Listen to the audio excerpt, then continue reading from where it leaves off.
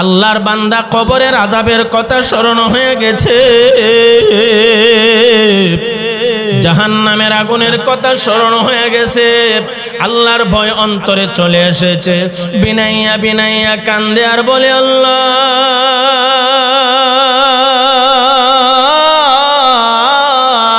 তুমি যদি আমারে মাফ না করো গো, আমি আর কোথায় যাব, কার কাছে যাব? মাফ চাওয়ার আর কোনো জায়গা আসেনি। আওয়াজ দিয়া কোন, তুমি বিনে কারো কাছে আল্লাহ করি বরদন, তুমি বিনে কারো কাছে আল্লাহ করি বরদন,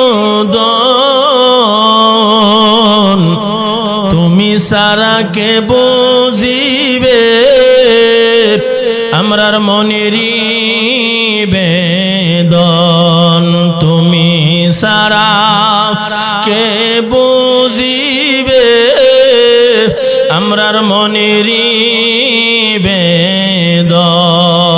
কথা ঠিক কিনা? হেলাই হেলাই খাটাইলাম আল্লাহ ভবের জিন্দিগি, জানিয়া বুঝিয়া গো আল্লাহ না করিলাম বন্দিগি, জানিয়া বুঝিয়া গো আল্লাহ না করিলাম বন্দিগি। কথা ঠিক কিনা? আল্লাহর বান্দা পুরা মানুষটা আল্লাহর দরবারে কান্না করে আর বলে, মালিক ও দয়াময় আল্লাহ, তুমি যদি আমারে মাফ না করো গো, আমি কোথায় যাব, কার কাছে যাব? যাওয়ার মতো আর কোনো জায়গা নাই। আল্লাহ দয়া করে মেহেরবানি করে তুমি আমারে মাফ করে দাও।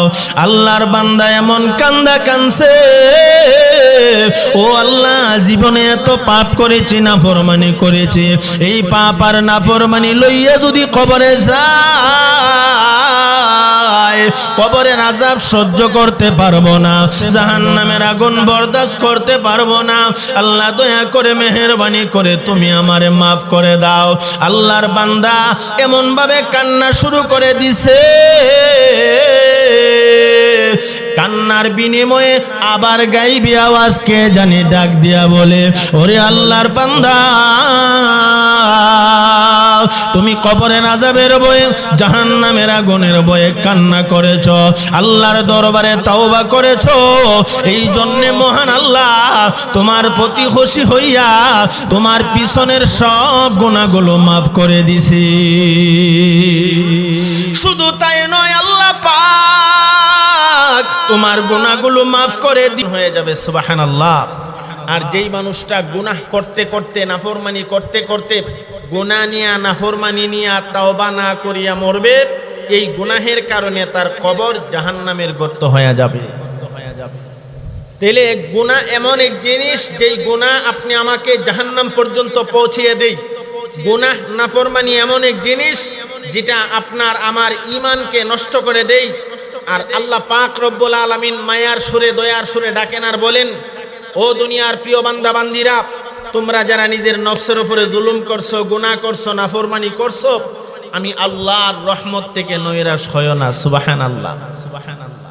আমাদের নবীজিকে আল্লাহ পাক জানাইয়া দিয়েছেন, ও বন্ধু আপনি জানাইয়া দেন আমার বান্দা বান্দীদেরকে, যারা নিজের নফসের উপরে জুলুম করছে, গুনাহ করছে, এরা যেন আমি আল্লাহর রহমত থেকে নৈরাশ না হয়। আবার বলি সুবহানাল্লাহ। قل يا عبادي الذين أسرفوا على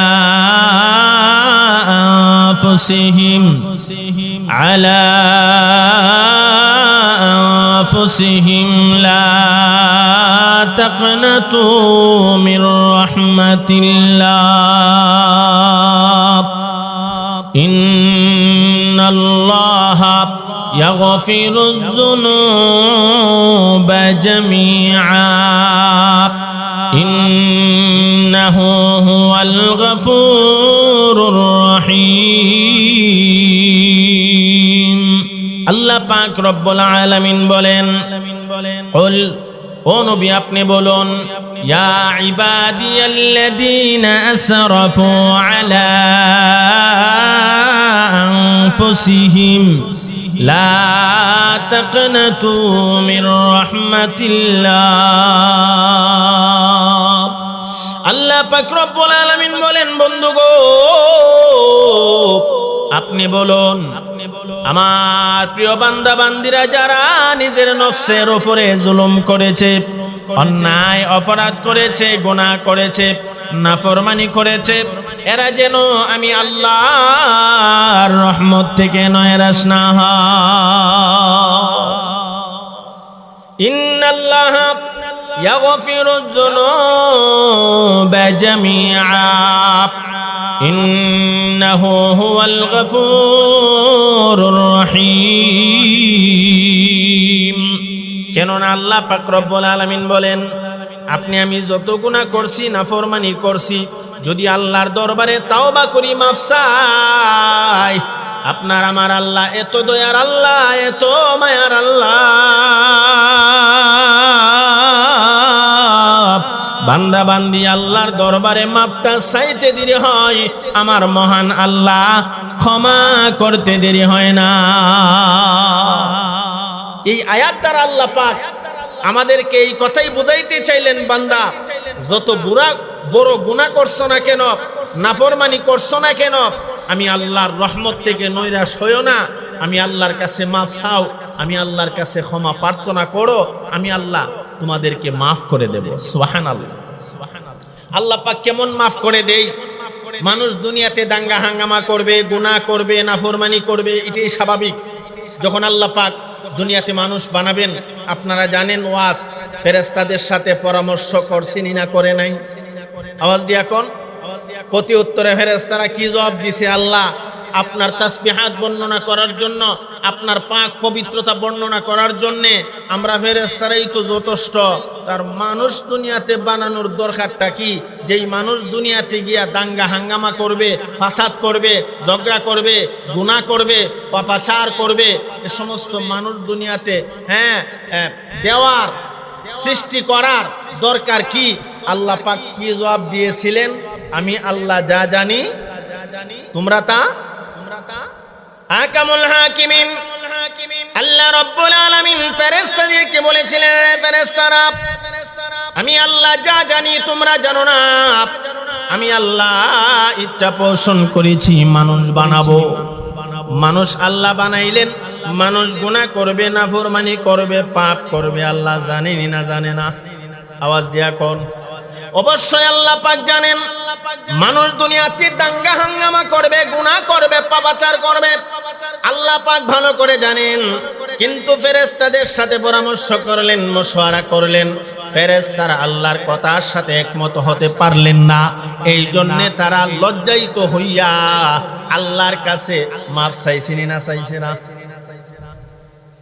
ও ভাই, সাত আসমানের উপরে আল্লাহর একটা ঘর আছে, যেই ঘরের নাম হলো বাইতুল মামুর। বলে বাইতুল মামুরটা কোথায়? আমাদের বাংলাদেশে খানায়ে কাবা আসেনি না নাই? আছে খানায়ে কাবা। বাংলাদেশে কোন গ্রাম নাই? বাংলাদেশে খানায়ে কাবা নাই।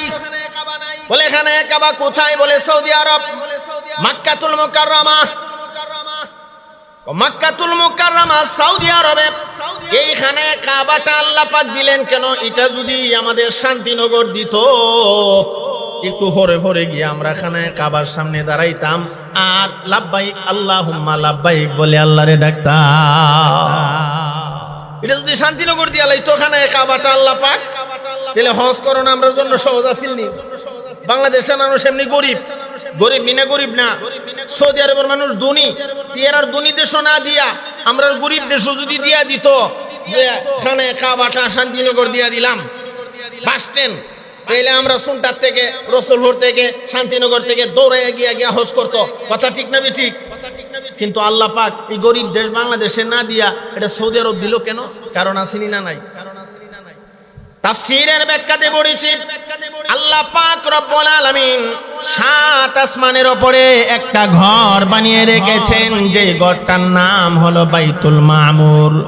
এই বাইতুল মামুর নামক ঘরটা আল্লাহ পাক রব্বুল আলামিন যেখানে বানিয়ে রেখেছেন, এই ঘরের বরাবর নিচে আল্লাহ পাক একটা ঘর বানাইবেন, যেই ঘরটার নাম হলো খানে কাবা।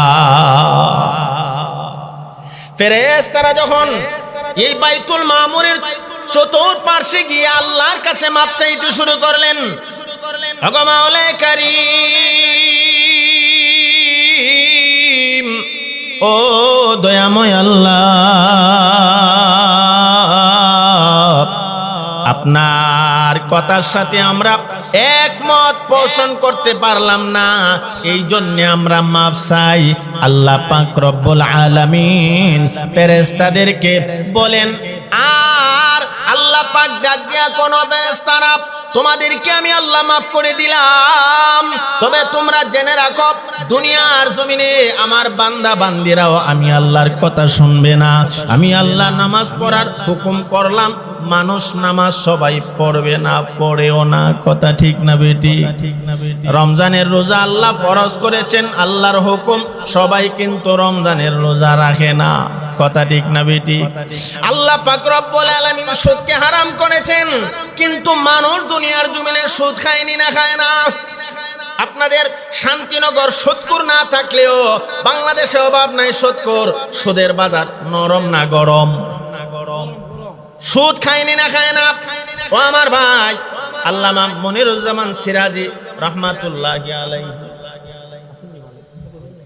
মাশাআল্লাহ, আমরার মুফতি মুবারক সাহেব ইনশাআল্লাহ চলে আসছেন। কোন মারহাবা, আমার খুব মহব্বতের ভাই।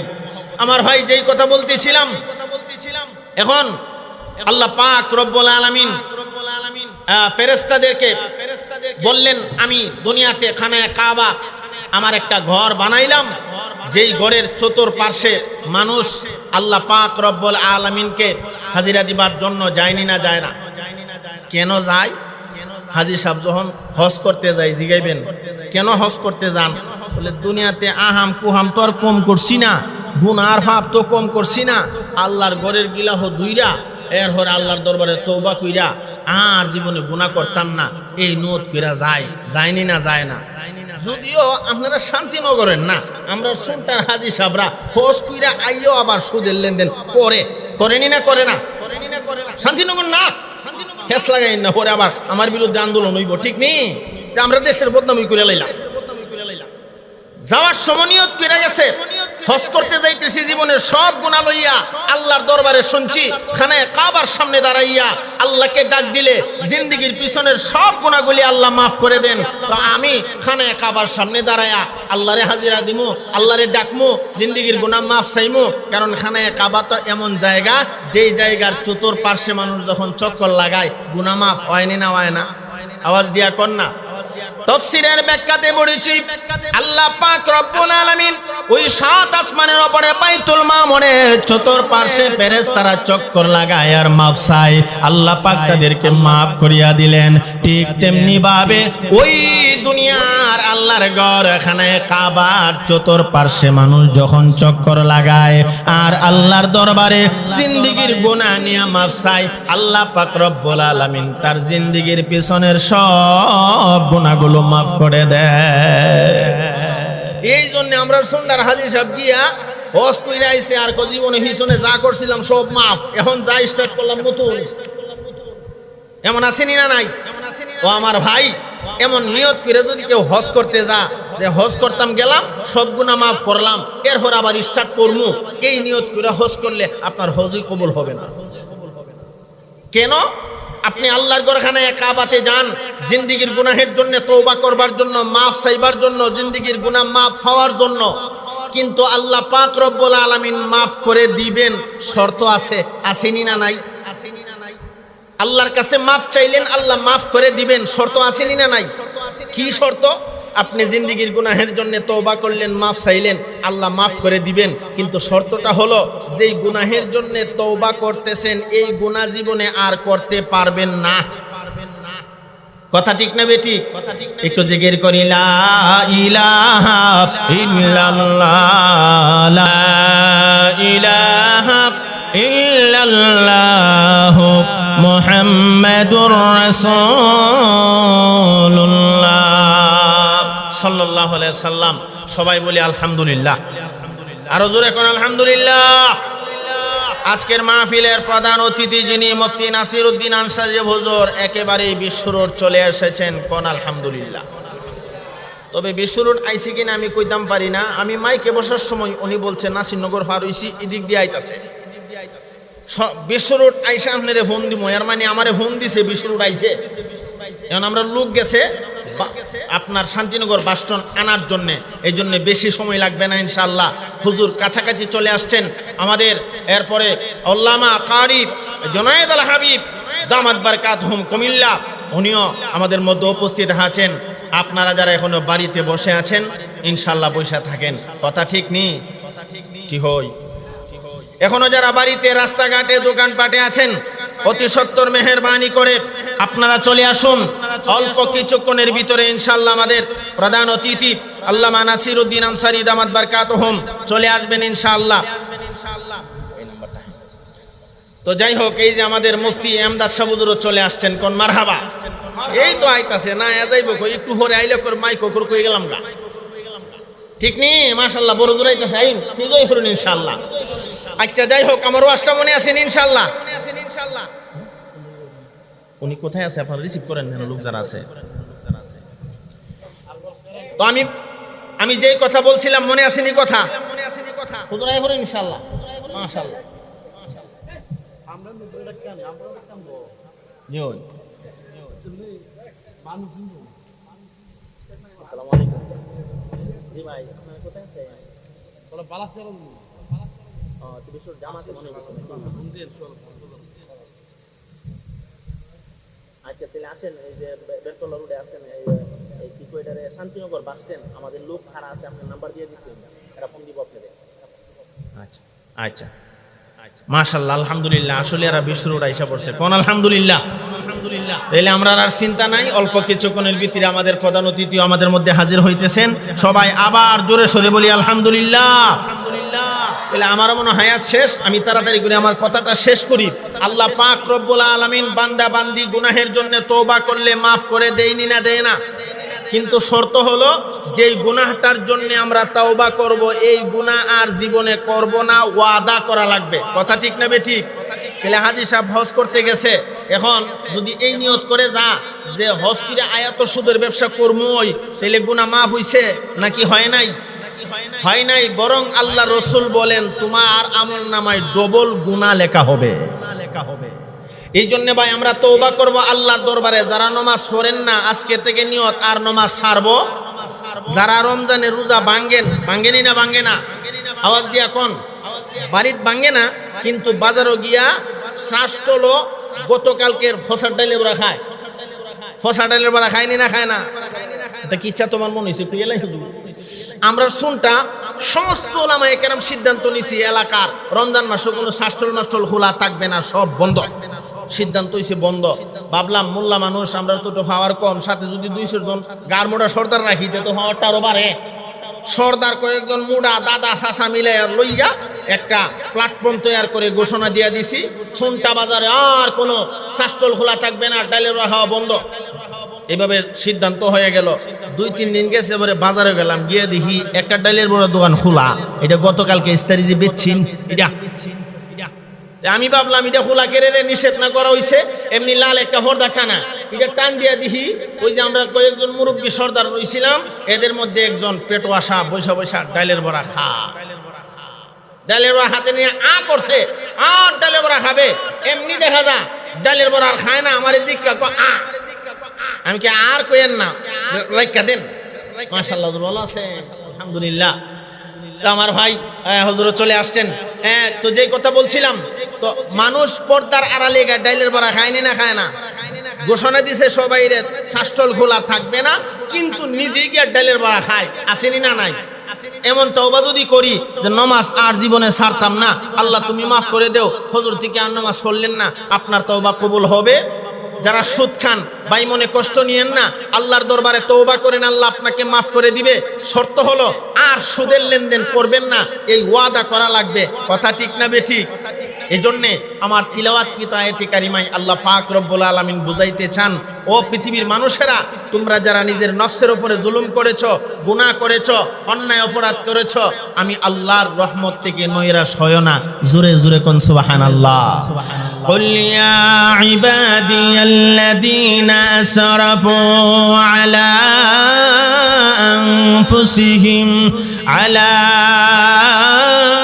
আনফুসিহিম লা তাকনাতু মির রাহমাতিল্লাহ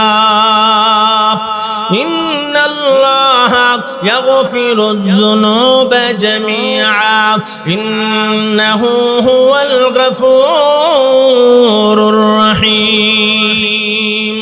আল্লাহ পাক রব্বুল আলামিন বলেন, ও নবীজি আপনি বলুন, ইয়া ইবাদিয়াল্লাযীনা আসরাফু আলা আনফুসিহিম লা তাকনাতু মির রাহমাতিল্লাহ।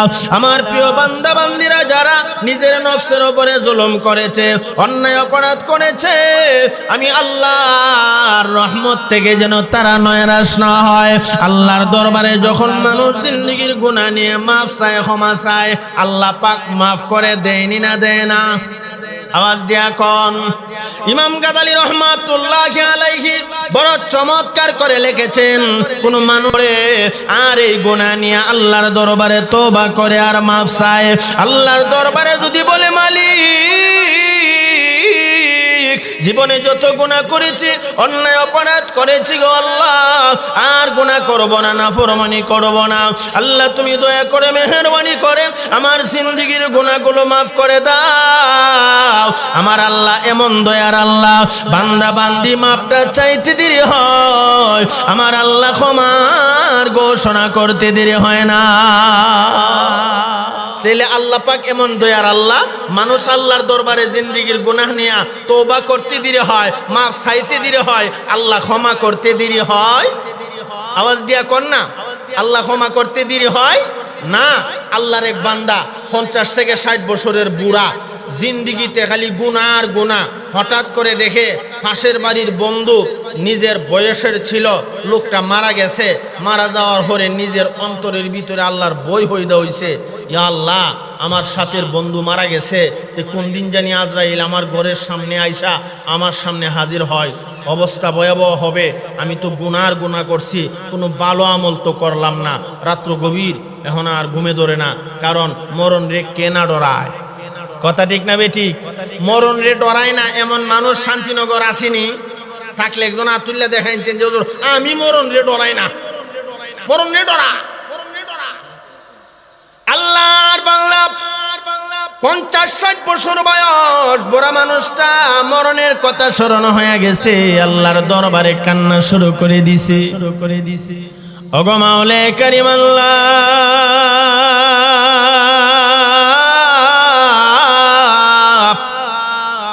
50-60 বছরের গুনাহ নিয়ে তোমার দরবারে হাত উঠাইলাম, আমি তওবা করতেছি, জীবনে আর গুনাহ করব না, নাফরমানি করব না। আল্লাহ দয়া করে মেহেরবানি করে আমার জিন্দেগীর গুনাহগুলি মাফ করে দাও। তুমি যদি মাফ না করো, আমি কোথায় যাব, কার কাছে ক্ষমা চাইব? দুনিয়ার বাজারে একটা ভিক্ষুক যদি একজনের কাছে যায়, ভিক্ষা না পাইলে আরেকজনের কাছে যেতে পারে। ও আল্লাহ, আমি তো তোমারই দুয়ারের ভিক্ষুক, তুমি যদি আমারে ফিরে দাও, আমি আর কার দরবারে যাব? আল্লাহ দয়া করে মেহেরবানি করে আমার জিন্দেগীর গুনাহগুলি মাফ করে দাও। আমি জীবনে এত পাপ আর এত গুনাহ করেছি,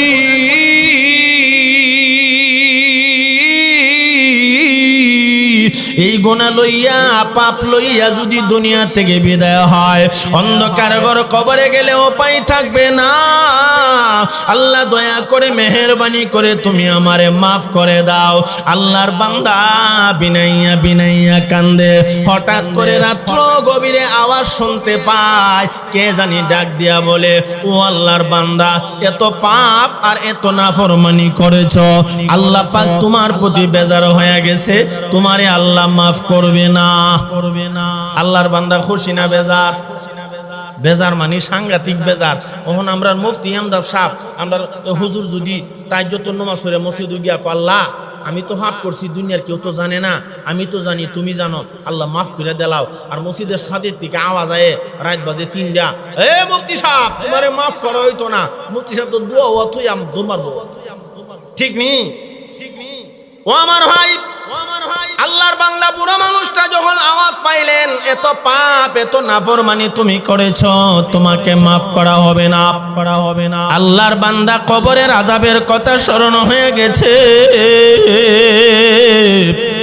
জাহান্নামের আগুনের কথা স্মরণ হয়ে গেছে, আল্লাহর ভয় অন্তরে চলে এসেছে। বিনাইয়া বিনাইয়া কান্দে আর বলে, আল্লাহ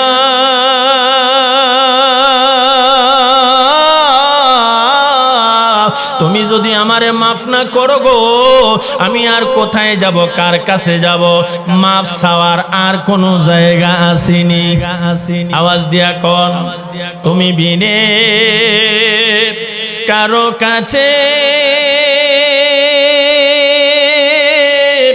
আল্লাহ করি বড় দন, তুমি বিনে কারো কাছে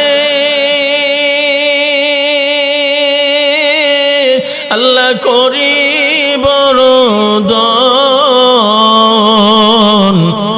তুমি সারা কে বুঝিবে আমরার মনেরই বেদন, তুমি সারা কে বুঝিবে আমরার মনেরই বেদন। কথা ঠিক কিনা? হেলাই হেলাই খাটাইলাম আল্লাহ ভবের জিন্দিগি,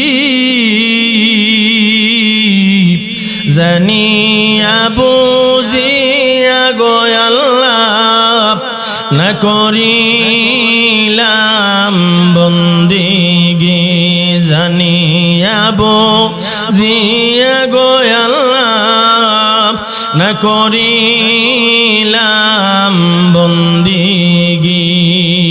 কথা ঠিক কিনা? আল্লাহর বান্দা বুড়া মানুষটা আল্লাহর দরবারে কান্না করে আর বলে, মালিক ও দয়াময় আল্লাহ, তুমি যদি আমারে মাফ না করো গো, আমি কোথায় যাব, কার কাছে যাব? যাওয়ার মতো আর কোনো জায়গা নাই।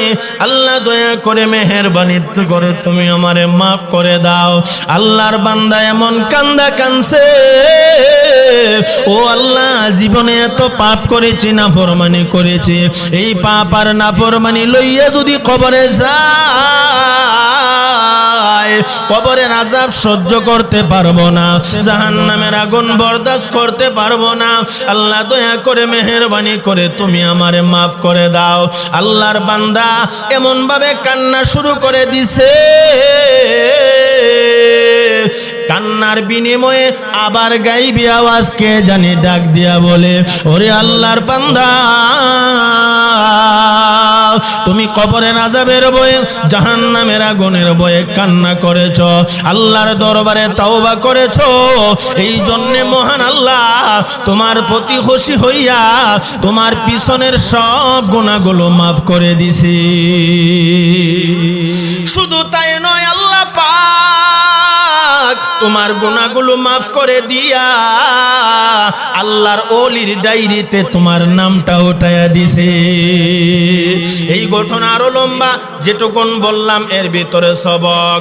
50-60 বছরের গুনাহ নিয়ে আল্লাহর দরবারে তওবা করলে আল্লাহ যদি মাফ করে দেয়, আপনি আমি আল্লাহর দরবারে মাফ চাইলে আল্লাহ পাক আপনি আমাকে মাফ করে দিবেন না দিবে না? আওয়াজ দিয়া কোন। এজন্য যুবক ভাই, মুরব্বি বাবা, এ আমার পর্দার আলের মা, আজকের মাহফিল আপনার জীবনের শেষ মাহফিল হতে পারে। এই শান্তিনগর দক্ষিণ পূর্ব পাড়া যুবকদের উদ্যোগের মাহফিলে জিন্দেগীর গুনাহের জন্য মাফ চাও, আল্লাহর দরবারে তওবা করো। কারণ আপনার আমার আল্লাহ তো এমন মালিক, আল্লাহর কাছে মাফ চাইতে দেরি হয়, আমার আল্লাহ মাফ করতে দেরি হয় না। এজন্য আমার আল্লাহ কয়, বান্দা যত গুনাহ করছো, নাফরমানি করছো, আমি আল্লাহর দরবার থেকে, আমি আল্লাহর রহমত থেকে নৈরাশ হয়ো না। লা তাকনাতু মির রাহমাতিল্লাহ, আমি আল্লাহর রহমত থেকে নৈরাশ হয়ো না। কেন না? ইন্নাল্লাহ ইয়াগফিরুয যুনুবা জামিআ ইন্নাহু হুয়াল গফুরুর রহিম। আপনার আমার আল্লাহ তো এমন এক মালিক, আল্লাহ কো বান্দা আমি আল্লাহ তোমাদের জিন্দেগীর সব গুনাহগুলি মাফ করে দেব। এই জন্য যুবক ভাই, তুমি কত গুনাহ করেছো, এ মুরব্বি বাবা আপনি কত নাফরমানি করেছেন, দুনিয়ার কেউ না জানলেও আমার আল্লাহ জানে। আপনি আপনার মনের সাথে পরামর্শ করিয়েন, আপনি আপনার মনটাকে বুঝাইয়েন, ওরে আমার মন, এত পাপ আর এত নাফরমানি করেছি, এই পাপ আর গুনাহ নিয়ে যদি কবরে যাই, আল্লাহ কবরের আযাব বরদাস্ত করতে পারবো না, জাহান্নামের আগুন সহ্য করতে পারবো না। আপনি চোখের পানি ছেড়ে দিয়া আল্লাহর দরবারে কান্দেন, ও ভাই গুনাহ নিয়ে কবরে যাইন না। কবর বড় কঠিন জায়গা। আল্লাহর রাসূল বলেন, একাকী থাকার ঘর, কীট পতঙ্গের ঘর, সাপ বিচ্ছুর ঘর। আপনি আপনার মনকে বুঝাইতে পারেন না, এরে আমার মন, আমি কবরে গেলে কেমনে থাকবো?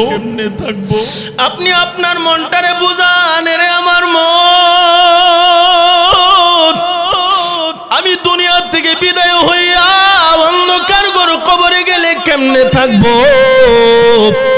যেই কবরের সাথী নাই, বাতি নাই, অন্ধকার ঘর, একাকী থাকার ঘর, আল্লাহর রাসূল বলেন সাপ বিচ্ছুর ঘর। এই কবরে গেলে কেমনে থাকবেন?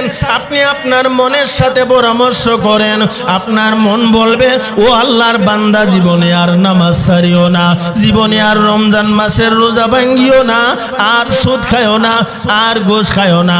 কারণ কবরে গেলে এই গুনাহ নাফরমানির কারণে আপনার কবর জাহান্নামের গর্ত হয়ে যাবে, ঠিক কিনা? এজন্য ভাই মনটাকে নরম করেন, জিন্দেগীর গুনাহের কথা স্মরণ করেন। আপনি ভাবতেছেন আপনার গুনার খবর আপনার বিবি জানে না, আপনার ছেলে মেয়ে, এলাকার কেউ জানে না, কিন্তু আমার আল্লাহ কিন্তু জানে। কিরামান কাতিবিন ফেরেশতা দুইজন আল্লাহ নিযুক্ত করে রেখে দিয়েছেন। ডান কাদের ফেরেশতা আপনার নেক আমল লিখতেছেন, বাম কাদের ফেরেশতা আপনার বদ আমল লিখতেছেন। হে আমার ভাই, কঠিন কিয়ামতের মাঠ যেদিন কায়েম হয়ে যাবে, ওই কিয়ামতের ময়দানে আপনার আমল নামায় আপনার হাতে চলে আসবে। আপনি বলবেন, ও আল্লাহ, এত পাপ এত নাফরমানি তো আমি করি নাই। কারণ হাসরের মাঠে ভয়াবহ আযাব আর জাহান্নামের অবস্থা দেখে আল্লাহর বান্দা মিথ্যা বলতে শুরু করবে। আমার আল্লাহ জবানটা বন্ধ করে দেবে, তার হাত পা অঙ্গ প্রত্যঙ্গ কথা বলতে শুরু করবে। আপনি জবান দিয়া মিথ্যা বলবেন, আপনার জবানটা বন্ধ করে দেওয়া হবে। হাত বলবে, ও আল্লাহ আমাকে দিয়া চুরি করেছে, পা বলবে আমাকে দিয়া হেঁটে হেঁটে গিয়া এই অপরাধ কাজটা করেছে। হাসরের মাঠে আপনি বাঁচতে পারবেন না। এই জন্যে মন রে বুঝান, আর গুনাহ করব না, নাফরমানি করব না, আর পাপ করব না। যত পাপ আর নাফরমানি করেছি আল্লাহ আপনি মাফ করে দেন। আমার এই তিলাওয়াত কি তো আয়াতে কারিমায় আল্লাহ এই কথাই বোঝাইতে চান, বান্দা আমি আল্লাহর মায়া, আমি আল্লাহর দয়া বড়, আমি আল্লাহর কাছে মাফ চাও, আমি আল্লাহর কাছে ক্ষমা চাও, আমি আল্লাহ তোমার জিন্দেগীর গুনাহগুলি মাফ করে দেব। কুল ইয়া ইবাদিয়াল্লাযীনা আসরাফু আলা আনফুসিহিম লা তাকনাতু মির রাহমাতিল্লাহ ইন্নাল্লাহা ইয়াগফিরুয যুনুবা জামিআ ইন্নাহু হুয়াল গফুরুর রহিম। আল্লাহ পাক রব্বুল আলামিন আমাদের নবীজিকে জানায় দিলেন, কুল ও নবী আপনি বলুন, ইয়া ইবাদিয়াল্লাযীনা আসরাফু আলা আনফুসিহিম, আমার প্রিয় বান্দা বান্দিরা যারা নিজের নফসের উপরে জুলুম করেছে, গুনাহ করেছে, অন্যায় অপরাধ করেছে, তারা যেন আমি আল্লাহর রহমত থেকে নয়রাশ না হয়। কেননা ইন্নাল্লাহা ইয়াগফিরুয যুনুবা জামিআ ইন্নাহু হুয়াল গফুরুর রহিম। নিশ্চয়ই আল্লাহ পাক রব্বুল আলামিন আপনার আমার জিন্দেগীর সমস্ত গুনাহগুলো মাফ করে দিবেন। এই বিশ্বাস ইমানদারের আসেনি না নাই? আপনার আমার আসেনি না নাই? এজন্য ভাই এই বিশ্বাস রেখে আজকের মাহফিলে আল্লাহর দরবারে চোখের পানি ছেড়ে কাঁদেন। আপনার চোখের পানির অনেক দাম, আমাদের আজকের আকর্ষণ, যার জন্য আপনারা অপেক্ষমান। আমি তো আপনাদেরই সন্তান, বাড়ি শুনটা। আমার মুফতি আমদাদ ভাই আপনার এই শান্তিনগর মাদ্রাসাত প্রতি বছরে আনে, তবে এই বছর তো কদরও আয়ে গেছি। কদর সবে কদর মনে আসেনি না নাই? আল্লাহ কদরের রাইতে আমার মসজিদও ভরে এনতে সাইরে গেছি, ভরে মসজিদের মুসল্লি দিহি মসজিদ সাইরা বারে একার রয়েছে, গো হুজুর আজকে আর যা ওয়াজ করুন লাগে। আর দিয়ালা ইসলাম বলে মাগরিব থেকে এসা শান্তিনগর কইরা এরপর আমার মসজিদ নরসিন দিঘা সুন্দর মতে 8-9টা বাজে বয়ান কইরা পরে আই মনে পরে এখানে করতে করতে একজন মারা গেছিল না, কে জানি? আল্লাহ পাক ওনাকে সহ আপনাদের এলাকার কবরস্থানের সমস্ত মুর্দেগানের কবরে জান্নাতের বাগান বানায় দেন।